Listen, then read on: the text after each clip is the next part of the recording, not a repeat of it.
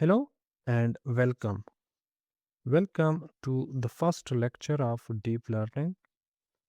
And in this first lecture, we will start from the history of neural network. So let's start. The history of neural network is older than the computing itself, where the research on neural network was started in 1940.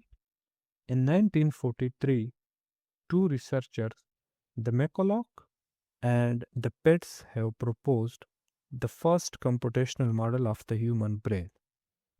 They have developed this computational model because they were inspired from the biological neurons that exist in the human brain.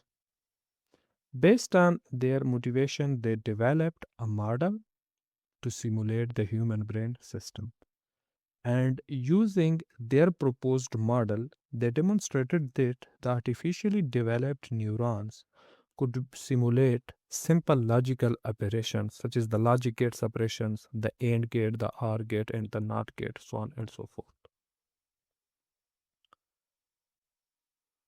At the time when the research on neural network was started in 1940, at that time there was a psychologist named as Donald Hebb. He proposed the concept of Hebbian learning. According to the Hebbian learning, two neurons in the human brain that connect to one another can fire together. For example, if this is a human brain, let's assume this is a human brain. Here is one neuron named as A. Here is another neuron named as B, which is connected with one another. Then there is another neuron C, which is connected to the neuron D.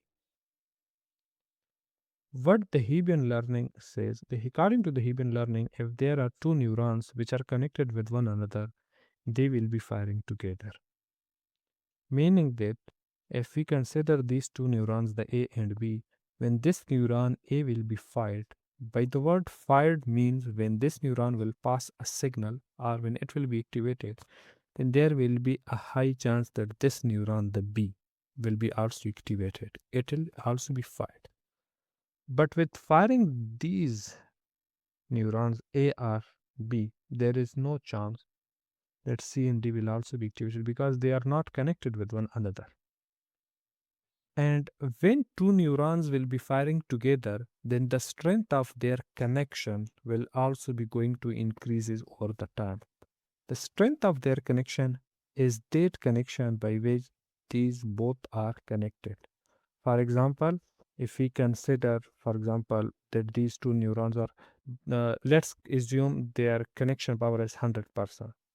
The 100% means if the neuron A will be firing, then the B will must be firing. Similarly, the connection could be 90%, it could be 80%, so on and so forth. And similarly, when there will be two neurons that will be rarely fired together, then the strength of their connection will be going to weaken over time. After that, in 1950, there was another scientist named as Frank Rosenblatt. He came and he proposed the first neural network model that is known as the perceptron. The perceptron is formed from a group of neurons, which is usually organized in a layer, usually known as a layer of neurons. The neurons in the perceptron receives a set of inputs, then processing the received inputs using a set of weights that we will see in our future lectures. Don't worry about these concepts. We will see all of these concepts in more detail in our future lectures. So the perceptron receives a set of inputs. The neurons in the perceptron receives a set of inputs, processing them using a set of weights, and then generates an output. And that generated output is further thresholded to get the final result. Okay. And at the same time, the Rosenblatt has also proposed a perceptron learning algorithm. for getting the weights in the perceptron that we will see in our future lectures. And at the same time, the Rosenblatt has also claimed that the perceptron could classify any type of input, okay? And he demonstrated that case for binary classification. After after the perceptron, in 1960, there was Vedro and Hoff. They proposed a delta learning rule which further improved the perceptron learning rule proposed by the Rosenblatt. Then later in 1970, two researchers, the Minsky and the Peppert, they have disproved the Rosenblatt claim with the example of exclusive R. What was the Rosenblatt claim? The Rosenblatt claim was that the perceptron could classify any type of input, and he demonstrated the case for binary classification.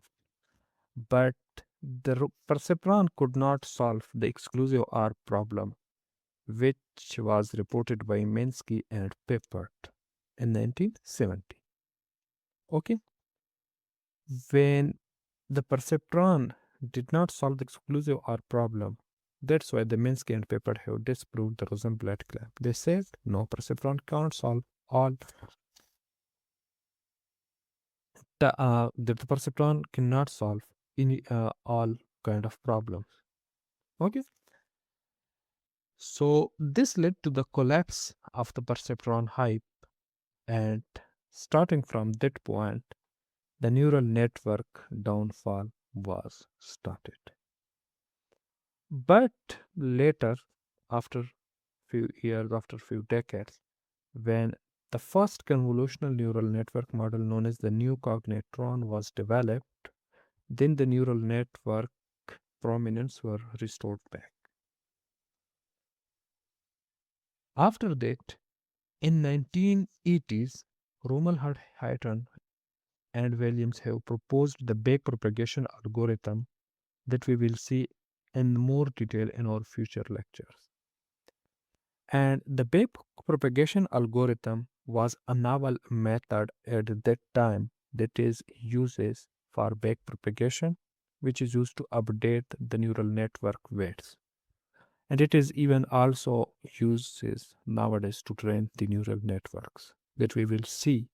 We will try to understand the backpropagation concept, and even we will also train several neural networks in real world using this concept, using the backpropagation. After that, in the mid 1990s, some more advanced neural networks, such as the convolutional neural network, were developed for a number of applications, for a number of tasks, where the most common was the handwritten digit classification that is nowadays known as the MNIST dataset, that we will also see in our upcoming lecture. It was developed at the time to be used by the United States Postal Service with aim of sorting the handwritten digits on postal mails. This MNIST dataset. It was developed by the United States Postal Service to sort the digits that is written on the letter. And the convolutional neural network first model, known as the new cognitron, was a leader based on its performance for the United States Postal Service on the MNIST dataset. And after that, at the same time, in the mid 1990s, the support vector machine was also developed, and it also started to perform well in these applications. And from the mid 1990s until the first decade of the 21st century, the machine learning algorithms such as the support vector machine, decision tree, random forest, bagging, boosting, and many more other variants were developed that is nowadays referred to as the traditional machine learning.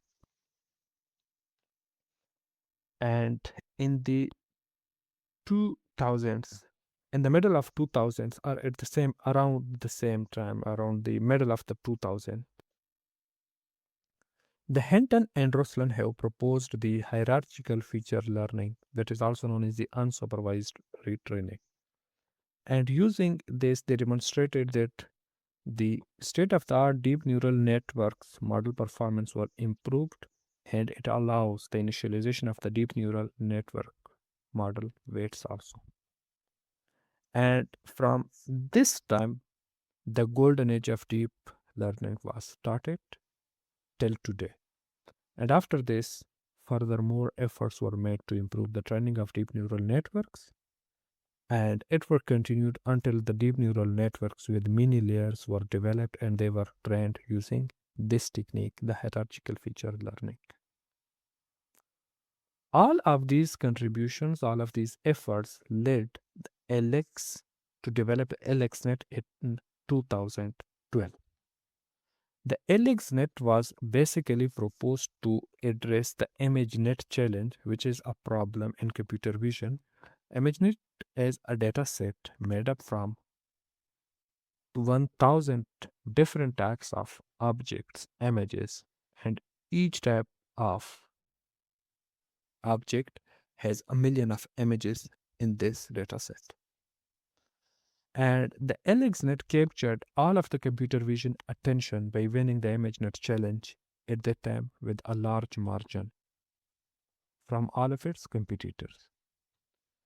And after that, not only the ImageNet challenge, but too many other computer vision challenges that is having the benchmark dataset challenges, they resulted in a very huge number of deep neural networks, which marked the golden age of deep learning.